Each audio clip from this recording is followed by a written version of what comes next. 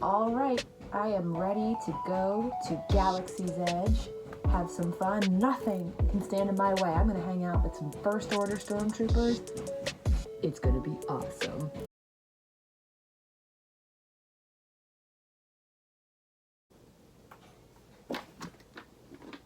What the?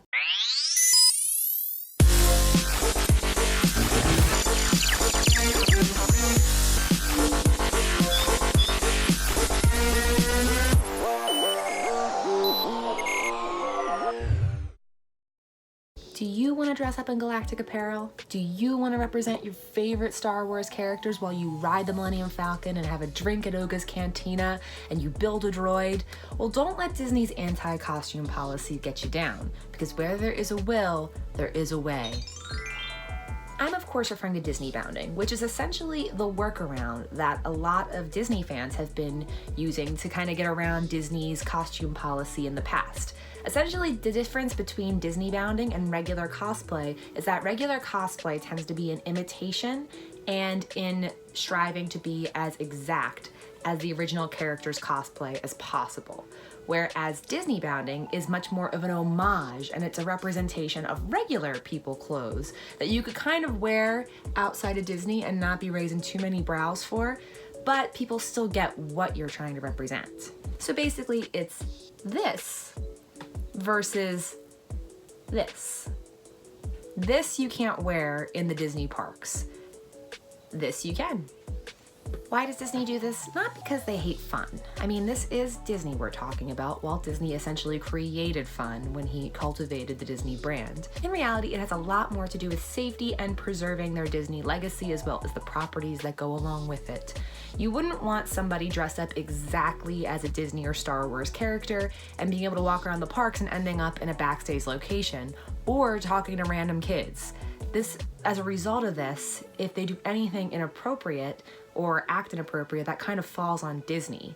So they need to be careful about who's representing exactly their brand. Now, that doesn't mean I agree with it completely. There are parts of this policy that I do disagree with, but we're not here to talk about Disney's costume policy and why it sucks or why it doesn't. We're here to talk about how you can dress up as one of your favorite Star Wars characters in Galaxy's Edge. I know it's called do's and don'ts, but I wanted to start off with what you should not do if you're planning on dressing up for Galaxy's Edge. Some of these are a little obvious, but it'll make the portion of what you can wear much easier, and it's best if we go over the basics first. For starters, ladies, and I suppose some gents, if you're at home right now packing and you're thinking to yourself, I'll just wear my gold bikini and call that Slave Leia, I hope you're also going to the beach or pool while you're in California, because otherwise you're not getting any use out of that thing in Disney.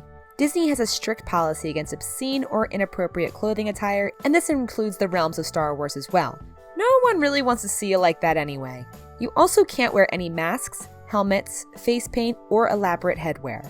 They're not too keen on not being able to see everyone's face there. I get it, we live in some crazy times. Robes and military-style outfits, including armor, are also prohibited. And you might be saying, but Courtney, they sell robes in Galaxy's Edge. Yeah, that's the part that's bull. Full character suits are not allowed, so don't roll up in your Star Wars Celebration-ready apparel expecting somebody not to give you a hard time at the door. Last but not least, anything with inappropriate language is obviously banned as well. Unless my suspicions are correct and R2 has really been dropping F-bombs all along in code, You watch your language. you should be fine with Star Wars on that department. You might be thinking, no masks, face paint, headgear, robes? Who the hell can I be in a franchise that relies heavily on costumes and makeup to create its populations? As far as I see it, there are a few ways you could go about this. There are plenty of characters in Star Wars that don't require any face paint or masks, and thus being crazy easy to imitate without getting busted for being a costume. Take my Han Solo Disneybound, for instance. White shirt, black vest, that's too close to normal clothes for anyone to raise any brows at, but everyone in the land still knew who I was. I even rocked some joggers that resembled his pants, too. The Leia buns helped me look like less of a pirate as well. If you're into pursuing a Rey cosplay, this gets even simpler, since the style in Batuu, which is totally okayed by Disneyland officials as far as dressing up goes, is mimicked after her. Throw some Rey buns in your hair, a white tee, a pair of yoga pants, and the little boots and belt, and you're all set. you'll pretty much look exactly like her real costume in The Last Jedi. Leia? All white and some donut buns never hurt. I actually got these donut bun hair sets where all you have to do is put your hair in low pigtails and roll them around your hair. It makes for a very authentic looking set of buns as well. I'll put the link in my description.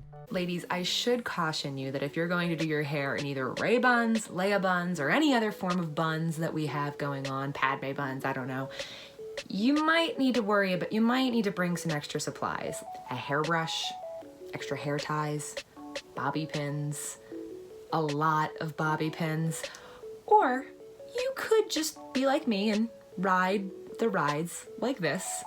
It's very stressful. Going on Space Mountain with Leia buns before your Galaxy's Edge time is so stressful. Guys, if you want to be Finn, throw on a brown leather or pleather jacket and some black pants. The same could apply for Poe, I suppose, if you look more like him.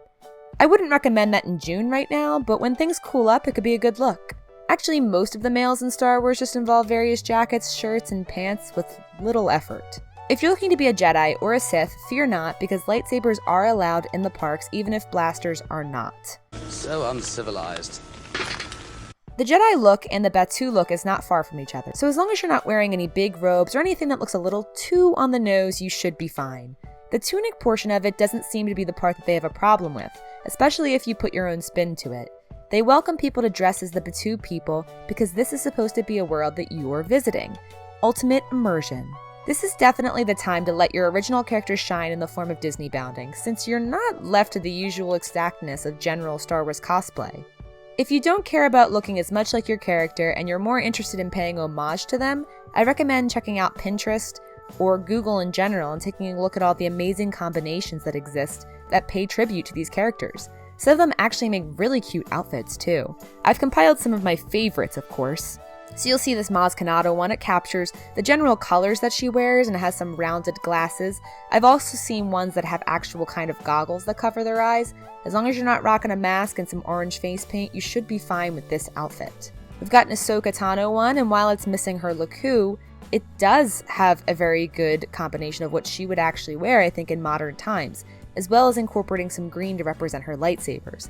But you can actually have lightsabers and buy her lightsabers in Galaxy's Edge. The 3PO and R2-D2 one is adorable and makes an adorable couple's costume. You're telling me if you didn't see that all gold, you wouldn't know that that's C-3PO? Or at least Joan Rivers' character in Spaceballs. I wonder if she's glad. And then the Boba Fett one puts a nice spin on it, makes you look cool. It's a little too hot for California right now, but it captures the general colors and essence of the bounty hunter. Another totally valid option is to explore businesses that do the work for you. You might be paying a little more out of pocket, but in most cases the results show. If you want to go the true blue Star Wars path, I definitely recommend checking out Her Universe, which specializes in geek and fandom apparel for both girls and guys. It was founded by the lovely Ashley Eckstein, who voices Ahsoka Tano in all current Star Wars media. There's a ton of Star Wars stuff on there, and you can get some really cute/cool themed outfits to put you right in the mix of Galaxy's Edge that no one is going to have a problem with. Just don't be afraid of getting creative. This is obviously not meant to look exactly like these characters, but it's kind of fun to mix and match and try to think of what aesthetic these characters would wear if they were in modern times and what clothes they would be wearing. It's fun to see what people put together and have people recognize you based on something that you picked out. It's really exciting, and you can still get that feel that you would have if dressed up. It all still works out so well, and it's a lot of fun. For all of you Disneybounders in the making heading off to Galaxy's Edge, bright suns and good luck. May the Force be with you, and you guys have a great day.